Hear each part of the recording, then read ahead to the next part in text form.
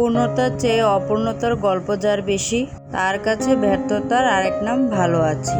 সুপ্রিয় দর্শক, কেমন আছেন আপনারা? নিশ্চয়ই ভালো আছেন। আমি আল্লাহর রহমতে ভালো আছি। এই তো সকালবেলার নাস্তায় আজ খুদের ভাত আমি রান্না করতেছি, আর এদিকে শুটকির ভর্তাও বানিয়ে নিয়েছি।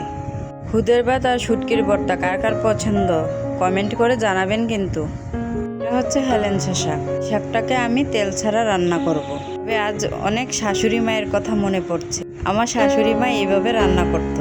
ওনার রান্নাটা আজকে আমি চেষ্টা করতেছি। আগের মধ্যে পেঁয়াজ রসুন সামান্তস্তায় ছেঁচে আমি কাঁচামরিচ সহকারে দিয়ে দিলাম। তারপর বেশ কিছুক্ষণ ঢেকে রাখলাম। সিদ্ধ হওয়ার পরে আমি একটা ঘুটনি দিয়ে ভালো করে ঘুটে দিলাম। আরেক চুলায় বটগুলো ভেজে আমি রান্না করে নিলাম।